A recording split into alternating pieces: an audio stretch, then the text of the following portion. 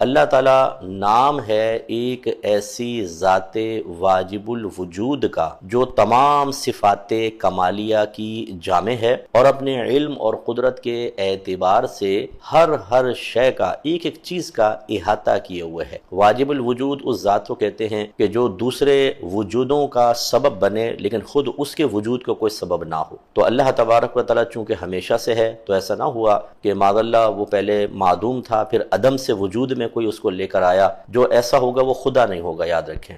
اللہ تعالیٰ ہمیشہ سے ہے، اسی کو قدیم بھی کہا جاتا ہے، جس کی کوئی ابتدا نہ ہو۔ اور پھر اللہ تبارک و تعالیٰ نے تمام عالم کو پیدا کیا۔ اللہ کے ما سوا کو عالم کہا جاتا ہے، اور اس کے جمع عالمون یا عالمین ہوتا ہے۔ تو اس کا مطلب یہ ہوا کہ اللہ تعالیٰ واجب الوجود ہے اور تمام صفات کمالیہ کا جامع ہے، یعنی جو بھی صفت کمال ہے وہ اللہ تعالیٰ کی ذات کے ساتھ آپ کو متصف ضرور نظر آئے گی، یا تو براہ راست، اور یا اگر مخلوق کے اندر وہ صفت نظر آئے گی۔ مثال کے طور پہ ایک آدمی بہت تیز دوڑ سکتا ہے، اور دوڑنا اللہ تبارک و تعالیٰ کے لیے ثابت نہیں ہو سکتا، کیونکہ یہ عوارضات بشریہ ہیں، یہ بشر کے ساتھ ہو سکتا ہے، جانوروں کے ساتھ ہو سکتا ہے۔ اللہ تعالیٰ حرکت و سکون سے پاک و صاف ہے، لیکن یہ اللہ کی خوبی کیوں کہلائے گی؟ اس لیے کہ اس کو یہ صفت اللہ نے عطا فرمائی۔ تو اس اعتبار سے جتنی بھی اس کائنات میں آپ کوئی بھی صفت کمال ظاہر کریں گے، اس کے پیچھے اللہ تبارک و تعالیٰ کا کرم ہوگا، اس کی قدرت کاملہ ہوگی۔ تو گویا کہ وہ اللہ کا ہی کمال ہے، اللہ کی ہی خوبی ہے۔ ایک مصور اگر ایک تصویر بناتا ہے اور ہم اس تصویر کی تعریف کرتے ہیں کہ بہت بہترین تصویر ہے، تو یہ حقیقتاً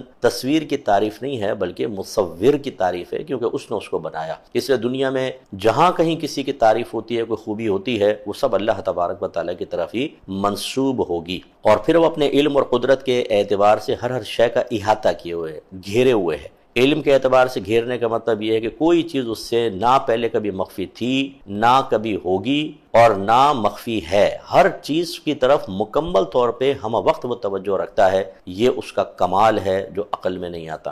چونٹیاں، چرندے، پرندے، درندے، انسان، جنات، ہم وقت اللہ تبارک و تعالیٰ کو ان کا علم ہے، کون کیا کھا رہا ہے، کون کیا پی رہا ہے، کیا سوچ رہا ہے، کیا بیماری ہے، کس کو شفا مل رہی ہے، کون چل رہا ہے، کوئی رک رہا ہے، کوئی اڑ رہا ہے، کوئی مر رہا ہے، کوئی زندہ ہو رہا ہے، ایک بھی شے اس سے پوشیدہ نہیں۔ اور قدرت کے اعتبار سے گھیرنے کا مطلب یہ ہے کہ اللہ تعالیٰ جس کے ساتھ جیسا چاہے تصرف کا، مداخلت کا معاملہ کر سکتا ہے، جس کو چاہے زندہ کرے، جس کو چاہے پیدا کرے، کسی کو بیمار کرے، کسی کو شفا کرے، کوئی اس کو روکنے والا نہیں ہے۔ تو اب آپ اندازہ کریں کہ جو ذات واجب الوجود بھی ہو، تمام صفات کمالیہ کی جامع بھی ہو، علم اور قدرت کے اعتبار سے ہر شے کا احاطہ بھی کیے ہوئے ہو، تو کیا تمام تعریفیں اس کے لیے نہیں ہوں گی؟ تو بس یہ یاد رکھیں کہ یہ دعویٰ بمعنی دلیل ہے۔ اور اس سے ذرا غور کریں کہ کیا ایسے رب کو اپنا معبود نہیں بنانا چاہیے جو اتنی صفات کمالیہ کا جامع ہے کہ اس نے سب کو پیدا کیا، اسے کسی نے پیدا نہیں کیا، وہ ہر شے کو ہم وقت جانتا ہے، تصرف کر سکتا ہے، وہ قوی ہے، کوئی اس پر غالب نہیں آ سکتا۔ تو ایسی ہی ذات کی